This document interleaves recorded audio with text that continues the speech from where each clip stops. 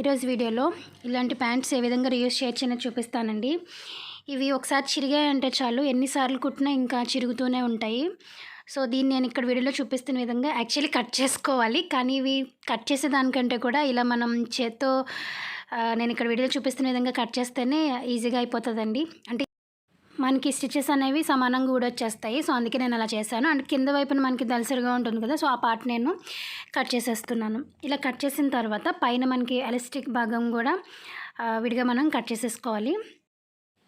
ఇప్పుడు దీన్ని నేను 2 పార్ట్స్ కింద డివైడ్ చేసేసాను. అంటే మొత్తం దానికి ఉన్నటువంటి స్టిచెస్ అన్నీ కూడా నేను కంప్లీట్గా తీసేసాను. తీసిన తర్వాత మనం ఇలా ఫస్ట్ ఒక పార్ట్ని అయితే ఇలా 2 మడతలు వేసుకోవాలి. వేసుకున్న తర్వాత ప్యాంట్ అనేది కింద నుంచి పై వరకు సమానంగా అయితే ఉండదు కదండి. సో ఇలా మడత పెట్టుకున్న తర్వాత సైడ్స్ మనకి ఎక్స్ట్రా ఉన్న పీసెస్ని కట్ చేసుకోవాలి. చూస్తున్నారు కదా, ఎక్కడి వరకు అయితే సమానంగా ఉందో అక్కడి వరకు ఉంచేసి మిగిలిన ఎక్స్ట్రా పార్ట్ అనేది నేను కట్ చేసేసుకున్నాను. అదేవిధంగా సెకండ్ పీస్లో కూడా అంతే.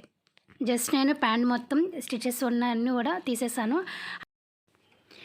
ఇప్పుడు ఈ 2 పీసులని కూడా ఇలా 2 మడతలు వేసుకుని ఒకదాని మీద ఒకటి వేసుకోవాలండి. అయితే రివర్స్లో వేసుకోండి, ఎందుకంటే ఇలాంటి ప్యాంట్లు పై వైపున కంటే కూడా లోపల వైపున చాలా స్మూత్గా ఉంటాయన్నమాట. ఇప్పుడు నేను తయారు చేసేది డోర్ మ్యాట్.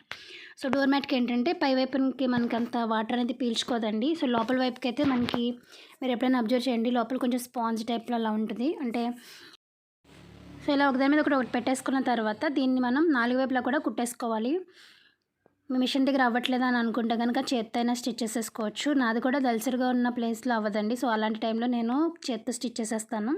ఇలా చుట్టూ కూడా స్టిచ్ వేసుకున్న తర్వాత కొంచెం ఎక్స్ట్రా నేను ఉన్న క్లాత్ని కట్ చేసేసుకున్నాను. అంతే అండి, మనకి డోర్ మ్యాట్ అనేది రెడీ అయిపోయినట్టే. ఇంకా దీనికి చుట్టూ నేను ఏమీ గోట్ లాంటిది కానీ లేకపోతే అంచు లాంటిది వేయట్లేదు, ఎందుకంటే ఇది ఆల్రెడీ దలసరిగానే ఉంది కాబట్టి వేయాలంటే కొంచెం కష్టం.